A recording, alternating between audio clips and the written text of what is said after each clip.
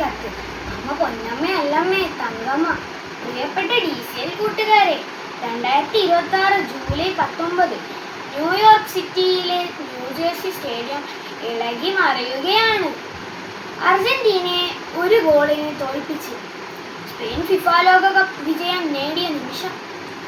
Spain ടീമിന്റെയും ആരാധകരുടെയും വിജയാരവങ്ങൾക്കും അർജന്റീനയുടെയും Messi ഫാൻസിന്റെയും അർദ്ധനാദങ്ങൾക്കുമിടയിലൂടെ തനിക്ക് കിട്ടിയ സ്വർണ്ണ മെഡൽ കയ്യിലുയർത്തി ഗാലറിയിലേക്ക് നോക്കിക്കൊണ്ട് ഗ്രൗണ്ടിന്റെ അരികിലൂടെ ഒരാൾ ഓടുകയാണ്.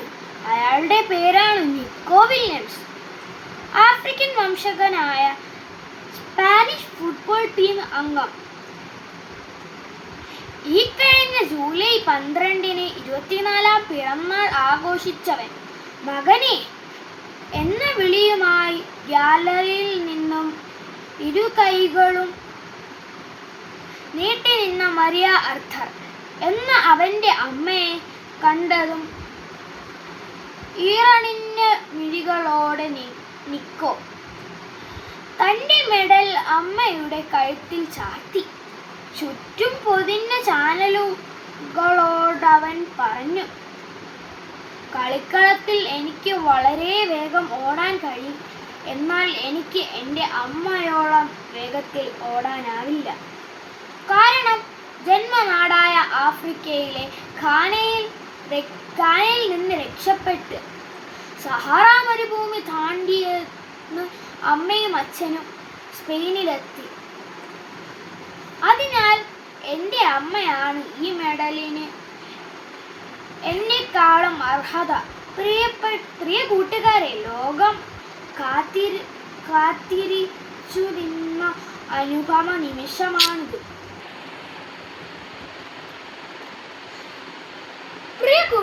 ലോകം കോരിത്തിരിച്ചു നിന്ന അനുപമ നിമിഷമാണിത്. നിക്കോ പറഞ്ഞത് സത്യമാണ്. വെറും 3 പതിറ്റാണ്ടുകൾക്ക് മുമ്പ് ആഫ്രിക്കയിലെ ഘാനയിൽ നിന്നും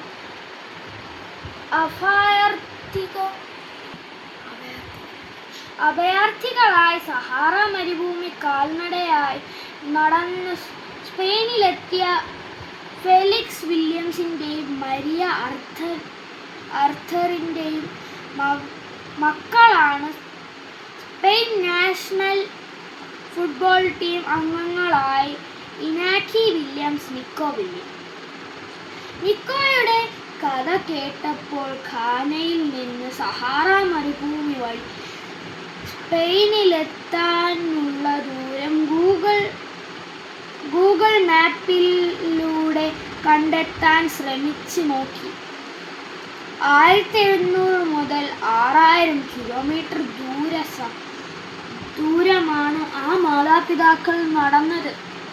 കാൽനടയായി നടന്നാൽ ഏകദേശം 130 മുതൽ 150 ദിവസങ്ങൾ നിർത്താതെ നടക്കണം.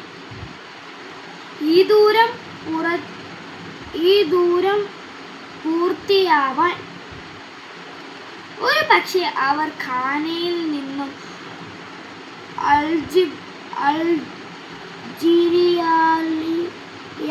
അൾജീരിയയിലൂടെ സഹാറ കടന്ന് ഒറാനിൽ നിന്ന് കപ്പൽ കയറി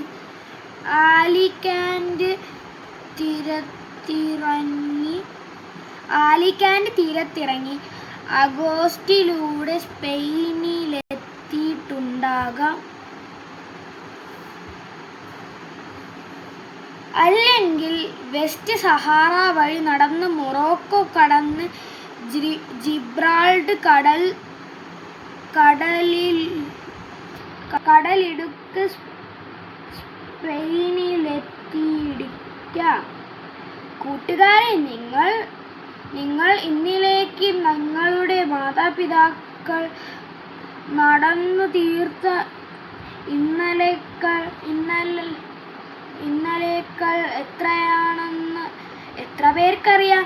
എൻ്റെ മാതാപിതാക്കളും നിങ്ങളുടെ മാതാപിതാക്കളും ജീവിതത്തിൽ നിരവധി സഹാറ മരുഭൂമി യാത്രകൾ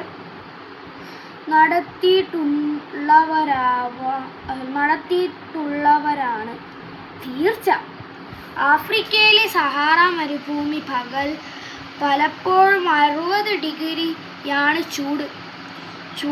ചുട്ടുപൊള്ളുന്ന മണൽപ്പരപ്പിലൂടെ കൊടിയ വിശപ്പും ദാഹവും സഹിച്ച് എത്തിച്ചേർന്ന കനാൻ നാട്ടിൽ തേനും പാലും ഒഴുകണേ എന്ന് ഓരോ കിതപ്പിലും പ്രാർത്ഥിച്ചു വിയർത്തൊലിച്ചു നടന്ന നിക്കോയുടെ മാതാപിതാക്കൾ മാത്രമല്ല, നമ്മുടെയും മാതാപിതാക്കളാണ്.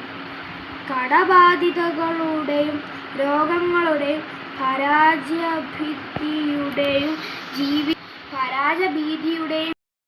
ജീവിത ഭാണ്ഡങ്ങളുമായി ജീവിതത്തിന്റെ സഹാറ താണ്ടുന്ന നമ്മുടെ മാതാപിതാക്കളുടെ ഈ ജീവിതയാത്രയിൽ സ്നേഹത്തിന്റെ തേനരുവികളും സത്യസന്ധതയുടെ വെൺമേഘത്തണലും വിശ്വസ്തതയുടെ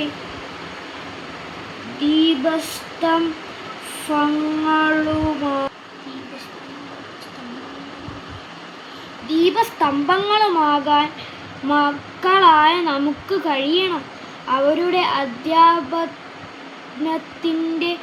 അവരുടെ അധ്വാനത്തിന്റെ അളവായി അമ്മയോളം വരില്ല ഈ പൊന്നിന്റെ മെഡൽ എന്ന് തിരിച്ചറിഞ്ഞ നിക്കോയെ പോലെ നമ്മുടെയും കഠിനാധ്വാനത്തിന്റെയും സ്ഥിരപരിശ്രമത്തിന്റെയും വേർപ്പുതുള്ളികൾ പതിച്ച ജീവിതമാകുന്ന മെഡലുയർത്തി നമുക്കും പറയാൻ കഴിയും, അമ്മ പൊന്നമ്മ എല്ലമ്മ തങ്കമ്മ ആണ്.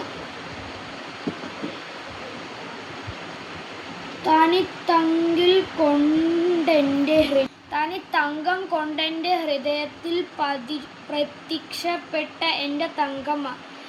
സ്നേഹാശംസകളോടെ സ്വന്തം കൊച്ചേട്ടൻ.